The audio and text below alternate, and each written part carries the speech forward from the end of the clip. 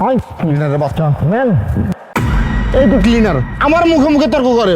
এক কাজ করেন, ওরে চাকরি থেকে বাদ দেন।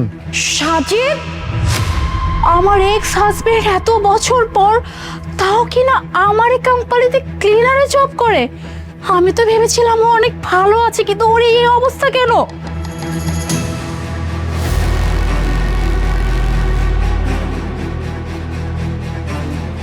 আচ্ছা, কি করেছে উনি? ম্যাম, এই তো ক্লিনারের বাচ্চা, আমি আসতেছিলাম, ঝাড়ু দিতেছিল। ম্যাম, ওরে বললাম যে আমার এইদিকে একটু ঝাড়ু দে, আমি এইদিক দিয়ে চলাফেরা করতেছি, ও আমার মুখে মুখে তর্ক করে। আপনি এক কাজ করুন ম্যাডাম, ওরে চাকরি থেকে বাদ দিয়ে দেন। আচ্ছা ঠিক আছে, আপন সাহেব আপনি যান, আমি বিষয়টা হ্যান্ডেল করতেছি। তোর তো চাকরি থাকবে না, দেখিস। এই বলো তো, তুমি কি এমন করেছো যার জন্য আমার কাছে তোমাকে নিয়ে আসলো, আবার এতগুলো কমপ্লেন দিলো? ম্যাডাম বিশ্বাস করেন ম্যাডাম, আমি কিছুই করি নাই। স্যারে তখন যা কইলো আমার নামে সব কিছু মিথ্যা। আসলে হয়েছে কি, স্যার চাই আমি যেন সবসময় তারা সালাম দিই, মানে যখনই তার সঙ্গে দেখা হবে আমি যেন তারা সালাম দিই, স্যার এইটাই চাই। এখন ম্যাডাম আমি তো আর দারোয়ান না, তাই না, যে আমি তার উঠতে উঠতে সালাম দিব। আমি তো এখানে ঝাড়ু দেই, ঝাড়ুদার আমি। আমার যারা সম্মান করতে ইচ্ছা হবে আমি তার সম্মান দিব, এখানে জোর করে কি সালাম নিতে পারবে সে? তাছাড়া ম্যাডাম আমার কেন জানি মনে হয় স্যারের বোধহয় আমার উপর কোনো ব্যক্তিগত রাগ আছে। আমি মাঝে মধ্যে দেখি স্যার আমার সহ্য করতে পারে না, আমার সাথে দেখা হলে স্যার শুধু আমার সাথে খারাপ ব্যবহার করে। ম্যাডাম বিশ্বাস করেন আমি কিছু করি নাই ম্যাডাম। ও আচ্ছা, বুঝতে পারছি। আচ্ছা যাই হোক, এই ম্যাটারটা বাদ দিয়ে পরে ডিসকাস করব। তুমি তুমি উত্তরা 18 নম্বর সেক্টরে থাকো না? জি ম্যাডাম, আমি তো উত্তরা 18 নম্বর সেক্টরেই থাকি, কিন্তু আপনি আমার ঠিকানা কিভাবে জানলেন? আমি তো কোনোদিন এই অফিসে চাকরি করি নাই। আমি জানি, তার কারণ হচ্ছে তোমার ওয়াইফ মুনা আমার ফ্রেন্ড ছিল, তো ওর সুবাদে আমি তোমার ব্যাপারে জানতাম। তো তোমাকে দেখে না আমার কেন জানি প্রথমে মনে হচ্ছিল তোমাকে চেনা চেনা লাগছে, কিন্তু আমি খুব একটা শিওর ছিলাম না। কিন্তু এখন আমি একদম 100% শিওর যে তুমি সাজিদ, আমার ফ্রেন্ডের হাজব্যান্ড। ও আচ্ছা, আপনি মোনার ফ্রেন্ড ছিলেন, যাক ভালো। এই জন্যই তো বলি যে আপনি আমার ঠিকানা কি করে জানেন, শুনে ভালো লাগলো। আচ্ছা একটা কথা বলো তো, আমি সরি বলুন, আমি যতটুকু জানি মানে আমার ফ্রেন্ডের মাধ্যমে যে আপনি তো অনেক বড় একজন বিজনেসম্যান ছিলেন, আপনার অনেকগুলো কোম্পানি ছিল, তাহলে আপনি আমার কোম্পানিতে এভাবে ক্লিনারে কাজ করছেন, আমি না ঠিকঠাকভাবে মিলাতে পারছি না। আমাকে একটু বলবেন মানে হয়েছে কি এক্স্যাক্টলি?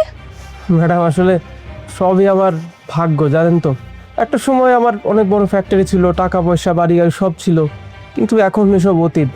আর আমি এখন এই যে আপনাদের অফিসে ঝাড়ু দেই, কোনো মতে কাজ করে 2 বেলা 2 মুঠো খাবারের ব্যবস্থা করি, চলতেছে কোনো রকম। হ্যাঁ আমি বুঝতে পারছি, বাট তবুও না আমার কাছে কেন জানি হিসাবটা খুবই গরমিল লাগছে। যে মানুষটার এতগুলো কোম্পানি ছিল, যে মানুষটা এত বড় একটা বিজনেসম্যান ছিল, তার অবস্থা এইরকম। মানে আপনি যে ক্লিনার, তাও কিনা আবার আমার কোম্পানিতে আপনি কাজ করছেন। প্লিজ প্লিজ আমাকে একটু খুলে বলুন না, আপনার সাথে এমন কি হয়েছে যার জন্য আপনার আজকে এত অবনতি? ম্যাডাম আপনি মালিক হয়ে আমার কাছে জানতে চাইতেছেন যে আমার এই অবস্থা কেন, আর এই অবস্থার কথা জেনে আপনি বা কী করবেন ম্যাডাম? এখন স্যার তো বলে গেল আমি দোষী, এখন আপনি সিদ্ধান্ত নেন যে আমার চাকরিতে রাখবেন নাকি বাইর করে দিবেন। এছাড়া আমার জীবনের কাহিনী শুনে আপনার কী লাভ? আই নো, বাট প্লিজ আমি আপনাকে রিকোয়েস্ট করছি, প্লিজ আমাকে একটু বলেন। যেহেতু আমি আপনাকে খুব একটা না চিনলেও আমার ফ্রেন্ডের মাধ্যমে যতটুকু চিন, আফটারঅল আমার ফ্রেন্ডের আপনি হাজব্যান্ড, তো এতটুকু জানার রাইটস তো আমার আছে। প্লিজ প্লিজ আমাকে বলবেন যে আপনার এমন কি হয়েছে যার জন্য আজকে আপনার এই অবস্থা। ঠিক আছে ম্যাডাম, এত করে যখন জানতে চাইতেছেন আপনি মালিক হয়ে, তখন তো আর আপনার কাছে লুকাইতে পারবো না। একটা সময় আমার সব কিছুই ছিল ম্যাডাম, ফ্যাক্টরি ছিল, আমার আন্ডারে শত শত মানুষ কাজ করতো, বাড়ি গাড়ি টাকা পয়সা সব কিছু ছিল, ভালোবাসার মানুষও ছিল, সুন্দর চলছিল সংসার। কিন্তু ওই হঠাৎ করে না, যে মানুষটাকে আমি ভালোবেসে বিয়ে করি, আজ সেই মানুষটার জন্যই আমার এই অবস্থা। যাকে ভালোবেসে বিয়ে করি না ম্যাডাম, সে আমাকে ঠকায়, জানেন তো। সে আর একটা ছেলের হাত ধরে পালিয়ে যায়, আর তার সঙ্গে সঙ্গে আমার সমস্ত টাকা পয়সা সম্পত্তি ছলে বলে কৌশলে তার নামে লিখিয়ে নেয়। আর এই যে আমার মাথায় যেই আঘাতের চিহ্ন দেখতে পারতেছেন, এই আঘাতটা আর কেউ না, আমার ওয়াইফের প্রেমিকই আমাকে করে। আর তারপর থেকে তো আমি এই যে আপনাদের অফিসে ঝাড়ু দিয়ে জীবনযাপন করছি। সবই আমার কপাল ম্যাডাম। এইগুলো শুনে আপনি আর কি করবেন বলেন? কি বললেন আপনি? তার মানে মুনা আপনাকে ধোকা দিচ্ছে, মুনা আপনাকে এভাবে মেরেছে? না না ম্যাডাম, আমি মুনার কথা বলতেছি না ম্যাডাম, আমি তো বলতেছিলাম আমার দ্বিতীয় স্ত্রীর কথা। মুনা আমাকে অনেক ভালোবাসতো ম্যাডাম, জানেন তো। কিন্তু মানুষ বলে না, সুখে থাকতে নাকি মানুষের ভূতে কিলে, ওই আমার অবস্থা অনেকটা তেমন। আমি আমার ফ্যাক্টরির যে ম্যানেজার, তার সঙ্গে সম্পর্কে জড়িয়ে যাই। মুনা যখন এই কথা জানতে পারে, মুনা আমাকে অনেকবার করে বোঝানোর চেষ্টা করেছিল যে সাজিদ, কেউ তোমাকে আমার মতো করে ভালোবাসতে পারবে না। তোমার লাইফে যে মেয়েরাই আসুক না কেন, সবাই তোমাকে শুধুমাত্র টাকা পয়সার জন্য ভালোবাসবে, তোমার সম্পত্তির জন্য ভালোবাসবে।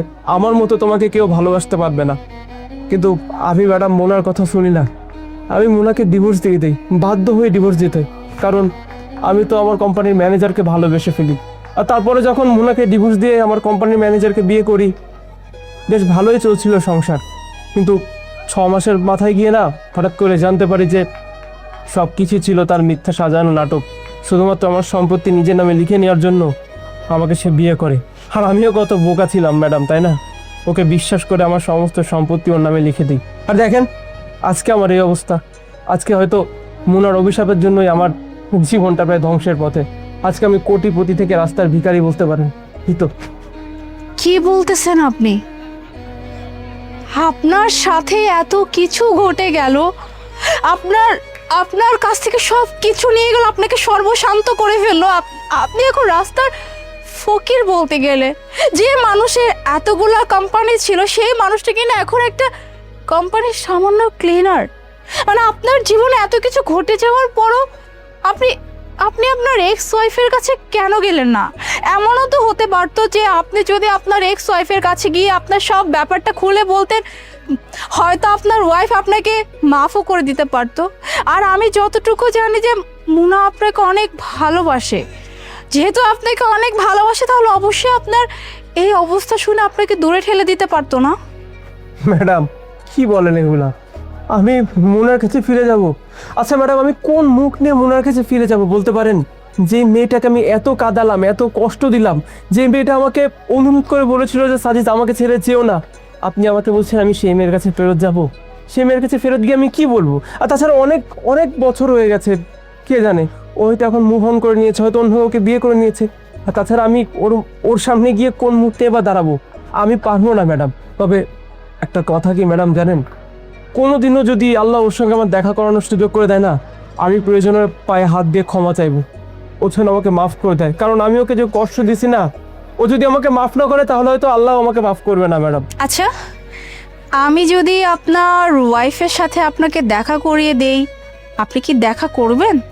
না না না না ম্যাডাম, আপনি এগুলো কি বলতেছেন? আমি ওর সঙ্গে দেখা করতে চাই না। আসলে ওর সামনে গিয়ে দাঁড়ানোর মতো সাহস আমার নেই। আমি কিভাবে ওর সামনে গিয়ে দাঁড়াবো? আমি পারবো না ম্যাডাম। আর তাছাড়া আপনি ওর সঙ্গে আমাকে কি করে দেখা করে দিতে পারবেন? আমার তো মনে হয় এতদিনে ও অন্য কাউকে বিয়ে করে নিয়েছে। ও কি আর আমার জন্য বসে থাকবে ম্যাডাম? এটা হয় না। Move on. সবাই না মুভ অন করতে পারে না। মুনা, তুমি এই কোম্পানির ওনার? তুমি মাশাআল্লাহ, তোমার অগ্রগতি দেখে আমার অনেক ভালো লাগলো মুনা। আমি তোমার পায়ে হাত দিয়ে মাফ চাই মুনা, তুমি আমাকে মাফ করে দিও। তুমি তো সবই শুনলা আমার এই করুণ পরিণতির কথা। আমার সঙ্গে যা কিছু হয়েছে না, সবকিছু তোমাকে যে আমি কষ্ট দিয়েছিলাম না, তার ফল হয়তো আল্লাহ আমাকে এখন ভোগ করাচ্ছে। মুনা প্লিজ, তুমি আমাকে মাফ করে দাও। সেদিন যদি আমি তোমার কথা শুনতাম, তাহলে আজ হয়তো আমার এই পরিণতি হতো না। আমি প্লিজ তোমার কাছে মাফ চাচ্ছি, তুমি প্লিজ আমাকে মাফ করে দাও।